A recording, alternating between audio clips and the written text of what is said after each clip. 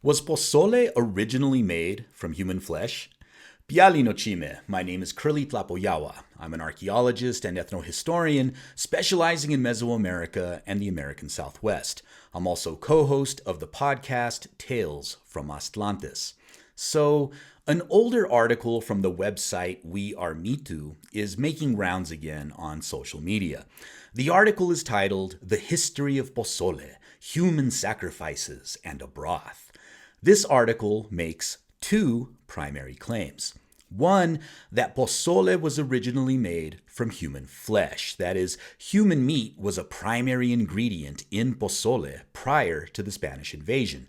And two, that this fact was documented by Fray Bernardino de Sahagun in his famous Historia General de las Cosas de Nueva España, more commonly referred to as the Florentine Codex. But as we shall soon see, neither of these claims are true. The article paints a pretty grim origin story for pozole. It starts out, and I quote, "The dark history of a delicious dish, the real history of pozole, which originated with the Aztecs and other indigenous tribes in Mesoamerica, is one of sacrifice and celebration. The word comes from the Nahuatl, pozolli. In English, it means a stew of maize kernels, according to the Nahuatl dictionary. The ancient Mexicas, the Nahuatl-speaking indigenous people of the Valley of Mexico and whose capital was Tenochtitlan, were the Aztec Empire rulers. For their consumption, indigenous people prepared pozole with the meat of captives sacrificed at festivals. One of those festivals was in honor to our Lord the Flayed, Xipetotec, the god of spring and regeneration." Unquote. Now, the author of the article is referring to the feast of tlacatlaolli, or People Are Flayed, which marks the beginning of the Mexica solar year in March, and it's closely associated with springtime and rebirth. This article claims that during this feast, pozole was prepared with human flesh and fed to the elites of Tenochtitlan. The article even provides us with a source for this claim. Once again, I quote, "Fray Bernardino de Sahagun, who arrived in New Spain after Tenochtitlan fell, wrote about the dish in his General History of the Things of New Spain, La Historia General de las Cosas." Unquote. Well, fortunately for us, we can fact-check this claim. The Florentine Codex is available online as a searchable digital document. And I have to say, this is a fantastic resource for anyone interested in researching Mexica history. And if the author of this article had, bothered to actually check the source that they are claiming to cite, they would have found out that pozole is never mentioned anywhere in the entire 12 volumes of the Florentine Codex. 0 times. Not as a food, not as a ritual object, nothing. Sahagun did not write about the use of pozole in the Florentine Codex. However, there is a dish mentioned as being an important part of the feast of Tlacatlaolli. This dish is called tlacatlaolli, and it's only mentioned twice in Book 2 of the Florentine.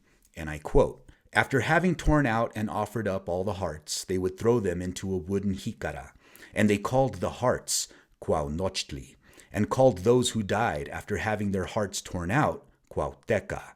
Once they were flayed, the older men, called cuacuacuiltin, would take the bodies to the calpulco, where the captive's owner had made his vow or promise. There they would divide up the body and send one thigh to Moctezuma to eat, while they would distribute the rest of the body among the other nobles or the owner's relatives.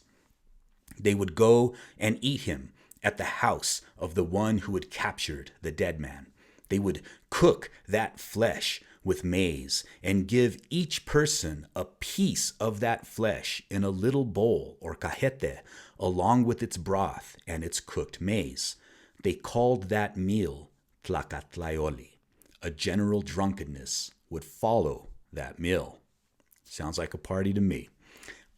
The other mention comes from the very next page, and I quote, "There they made each one an offering of a bowl of stew of dried maize, called tlacatlaolli. They gave it to each one. On each went a piece of the flesh of the captive." Now, Sahagun never directly states that the piece of human flesh added to the bowl was eaten, but it is implied. Now, there are a few important things that we can take away from this part of the Florentine Codex. One, tlacatlaolli was only prepared during the feast of Tlacashipe-Hualistli. Two, that a piece of human flesh was used. And three, the consumption of this meal was reserved for specific members of the elite and therefore considered a highly significant and limited aspect of the feast. But you wouldn't get any of this by reading the article posted on We Are Me Too. Instead, we're treated to a grotesque and sensationalized storytelling. The article ends with, and I quote, "Sahagun wrote that the Mexicas cooked pozole using the leg of a captured warrior or enslaved people from other tribes, which the Tlatoani, the ruler, savored. The captive was skinned and dismembered for consumption. Their thighs had the juiciest and best tasting meat, never roasted but boiled. Sahagun must have written in disgust. After the Spanish arrived and banned cannibalism, they replaced human flesh with pork or chicken," unquote. So the implication here being that consuming human flesh or cannibalism was a common part of the Mesoamerican diet, and it occurred often. By relying on sloppy research and sensationalized claims, the author of this article is reinforcing and legitimizing a much larger trope, wherein things like ritualized killings, warfare, and cannibalism in Mesoamerica are used to vilify, infantilize, and dehumanize indigenous people. I mean, never mind the fact that all of these things occurred throughout the world at different points in history. Hell, we even have major motion pictures glorifying Roman human sacrifice. But when it comes to Mesoamericans, the intent is always to demonize and never understand. The author even gives us a bit of white saviorism at the end when they claim that after the Spanish arrived and banned cannibalism, they replaced human flesh with pork or chicken.